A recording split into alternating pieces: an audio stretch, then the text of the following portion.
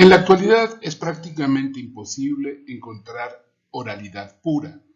La mayoría de los cuentos han sido registrados, bien sea por antropólogos, folcloristas, etnógrafos y demás profesionales dedicados al estudio del ser humano. Por lo tanto, es necesario tener un método para convertir un texto impreso en palabra viva, en palabra encarnada.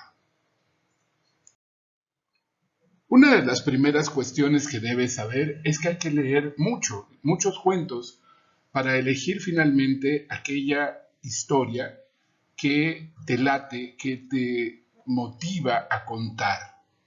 Vamos a partir de la premisa que debemos comprender y visualizar los significados del cuento a narrar antes de intentar llevarlo a escena. Hay que comprenderlo para poder representarlo. Para ello desarrollamos un método deductivo, un método deconstructivo y un método analítico. Asimismo, fortalecemos la visualización de la historia como metodología sensorio-motriz para la narración. Cuando hablemos del método deductivo, tiene que ver finalmente con el método de los 9 enunciados en los cuales una vez que llegas a tus conclusiones, pues vas a poder deconstruirlo. Cuando hablamos de métodos analíticos, podríamos pensar precisamente en cómo voy a construir a mis personajes a través del análisis de mi propia emotividad, de mis propias emociones. Para elegir una historia, pues hay que leer muchas para dar con aquella que verdaderamente nos llama la atención, aunque seremos conscientes de cuáles son los intereses del público al que nos dirigimos. Y por supuesto es fundamental saber de antemano cuál es nuestro superobjetivo. Esto es, ¿cuál es el sentido o por qué voy a contar este cuento o este conjunto de cuentos en particular? Para ello debo considerar mi ideología, mi postura política, mis intereses, mis propósitos, y ello tiene que compaginarse con la elección de la historia. Una vez que has llegado a descubrir qué historia deseas contar, bien, entonces haz varias lecturas de esta misma historia hasta que le encuentres el placer, el gusto de saborearla y de poderla contar. Eh, lo primero es pensar qué historia quieres contar, pero como dice Eduardo Galeano, estamos hechos de historias, por lo que muchas veces algo que nos haya pasado puede ser el mejor de los cuentos.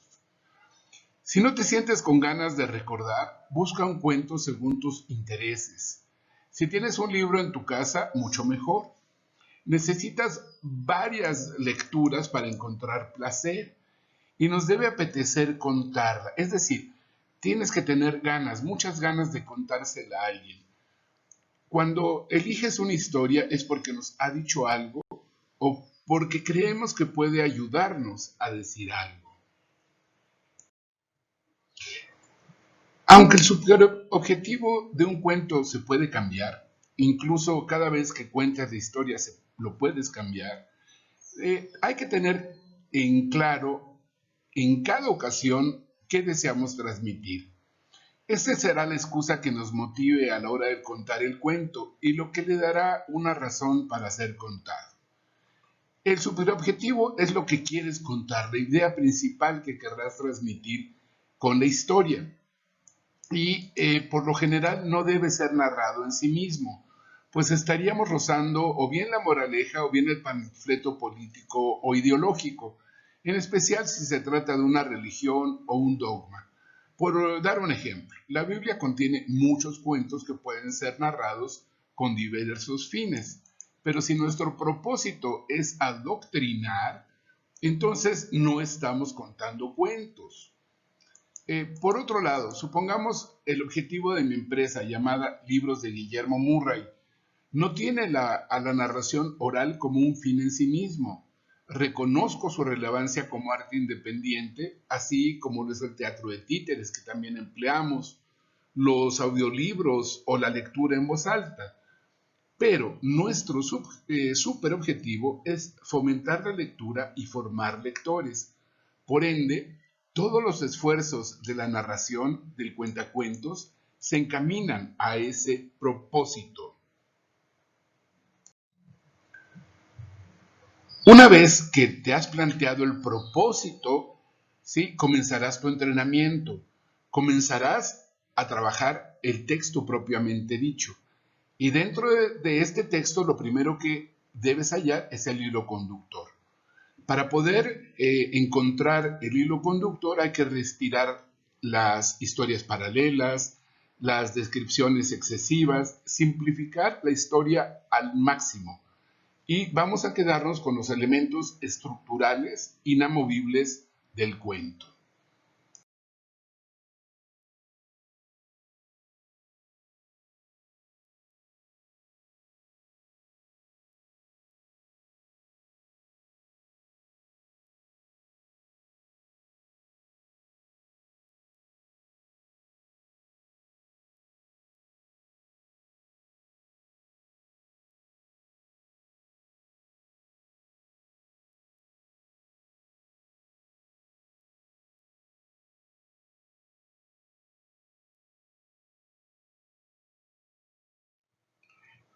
El hilo conductor.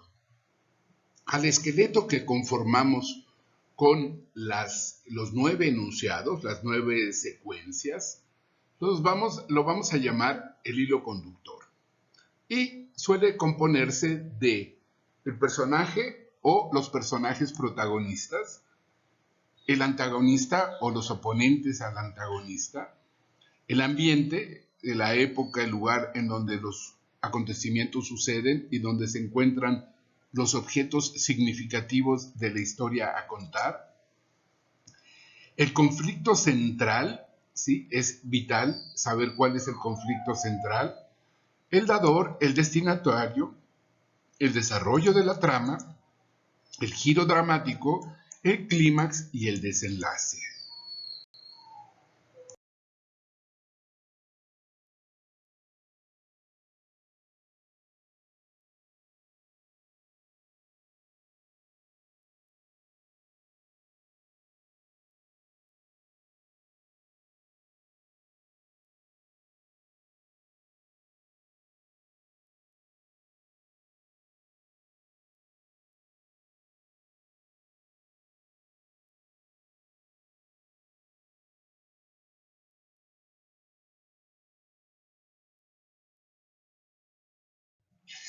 El cuento es una narración corta que habla de uno, quizás dos personajes que enfrentan un único problema, un único conflicto y deben solucionarlo. El cuento se compone de 3 partes: el inicio, el desarrollo y el fin. De acuerdo a esta división en 3 episodios, el inicio es la estructura en donde debe contenerse el principio y la introducción, que debe explicarnos quién es el protagonista, dónde y cuándo sucede la acción, qué es lo que sucede y a grandes rasgos por qué ocurre. El nudo o desarrollo del relato puede incluir los obstáculos que dificultan el cumplimiento de un deseo, que generalmente se le llama el conflicto, los peligros que amenazan directa o indirectamente al protagonista, las luchas psíquicas o físicas que se da entre los personajes contrarios y, por supuesto, es el momento en donde se produce la sensación de suspenso, que en general es una frase que se repite o un enigma imposible de descifrar en ese momento para el lector o para el oyente. El final, el fin o el desenlace de la narración puede tener distintos modos. Puede ser un final terminante, ¿sí? El problema planteado queda resuelto por completo. Puede ser un final moralizante, ¿sí? Es decir, El comportamiento de los personajes, especialmente la transformación de uno de los personajes, transmite un valor ético que se desea mostrar. Puede ser dual, en el cual dos protagonistas opuestos producen efectos contrarios dependiendo sus actos, ¿no? Por ejemplo, en los dos hermanos jorobados, uno es bueno y uno es malo, y los dos terminan en situaciones muy disímiles. Puede ser esperanzador. Al final del relato se sugieren posibles modificaciones de actuación que pueden resolver el problema en el futuro. Es importante que estos finales tienen que ver con la edad de lectura de los niños, por una parte, y que independientemente de cuál sea el desenlace que nosotros elegimos o que el cuento nos ofrece, debemos buscar antes del desenlace un momento de alta intensidad emocional, a la cual la conocemos como clímax. El análisis del cuento consiste en hacer no solo una división, sino en darle contexto y realizar una pequeña investigación sobre a quién le ocurrió, qué ocurrió, dónde y cuándo ocurrió, y se responde también para quién y para qué. Vamos a dar un ejemplo de este asunto. La Cenicienta quiere ir al baile en el palacio esta noche y pide un deseo a la hada madrina. Entonces respondemos, ¿a quién le ocurrió? A la Cenicienta. ¿Qué desea o qué quiere ir al baile? ¿En dónde? En el palacio.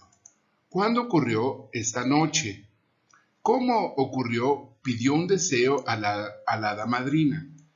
Y de vital importancia, dos preguntas que nos van a llevar tanto a nuestro superobjetivo como al público al que destinamos el relato. ¿Por qué o para qué sucede? Y en otras palabras, ¿cuál es mi intención ideológica, didáctica, filosófica, moral que pretendo transmitir con este cuento? No solamente como un perico repetidor, sino como un adulto que está digiriendo este cuento para poderlo transmitir, no solamente retransmitir, sino comunicar. ¿Y para quién? Es decir, ¿a qué público me estoy dirigiendo? A Juanita la bolsearon. ¿A quién? ¿Qué le pasó? A Juanita, a la que vive en el segundo piso. Sí, la robaron. ¡Ay, qué barbaridad! ¿Y dónde pasó? Ay, pues en la estación San Antonio Abad, ahí en el metro. No me digas. ¿Cuándo pasó? Ayer en la tarde, cuando ella regresaba de trabajar. No, ¿y cómo pasó? Ay, pues es que Juanita iba en la lela, ya sabes. Y pues sin darse cuenta, pues no se fijó y pues se le acercaron y la bolsearon. Como comprendemos, las preguntas ¿por qué o para qué? No están dentro de lo que podría ser un chisme o una noticia. Pertenecen más bien al mundo de los cuentacuentos. El por qué o para qué lo voy a contar corresponde a tu universo semiótico, es decir, al significado que le vas a dar al cuento. El para quién es la base fundamental de la narración oral, del cuentacuentos, del cuentero, de todo aquel que va a hacer de la palabra viva su medio de expresión, porque necesita obligatoriamente la interacción con su público. Contar un cuento no es leer, no es explicar, no es dar una lección, no es monologar. Contar un cuento es un diálogo. Y si no tienes en cuenta a quién le cuentas, no existe ese diálogo. Bien, ahora tienes tus 9 enunciados. Pero a estos 9 enunciados, para poder ponerlos en contexto y para poder darles vida, bien sea a la hora de estar contando el cuento y que te trabas y que de repente dices, uy, ¿por dónde sigo? O bien sea para el análisis del propio cuento, Vamos a hacer otro cuadro de doble entrada con el ánimo de que puedas poner las respuestas, las 54 respuestas a tus preguntas. Vamos a ir poniendo primer enunciado. Entonces, ¿a quién le pasó? Sí, y en este caso supongamos que estamos hablando del cuento El grillo y el puma. Y vamos a suponer que respetamos la estructura de que sucede en la Sierra Tarahumara y que es un cuento rarámuri, etc. Entonces tenemos el primer enunciado. El puma pisó al grillo. Vas a escribir, ¿a quién le pasó? ¿Qué le pasó? Al puma. ¿Por qué? Porque es el protagonista. ¿Dónde? Pues iba caminando distraído en un llano. ¿Cuándo ocurrió? En la mañana. ¿Cómo ocurrió? Ahí tiene que ver, pues, de algún modo, la forma en que tú vas a interpretar esta narración. El cómo, pues puede ser porque iba distraído, pero también puede ser porque, pues, era un animal muy malo, iba pateando piedras. Y ahí es cuando comienza el por qué y el para qué. Es decir, ¿cuál es tu ideología? Cuando vas a llegar al conflicto, vas a plantear claramente si se trata de un conflicto de una búsqueda de la paz entre estos dos contendientes orgullosos, o uno era un bulineador y el otro era un pacifista, o los dos son dos egos gigantescos, en fin, eso es lo que tú tienes que entender en el por qué. Y en el para quién, pues está el público. Cuando tú tienes un cuento que sucede en un solo día, en un solo lugar, generalmente el público es pequeño. Ajá, es decir, antes de que entren en la primaria o primero y segundo de primaria. Ya para entonces empezarás a pensar en las características específicas de cada uno de los personajes, en la situación inicial del personaje, dónde se conoce con los demás personajes, cuál es el conflicto, en qué momento aparece el antagonista, se da desde el principio o aparece tiempo después. Y eso nos va a permitir poder empezar a construir nuestra historia.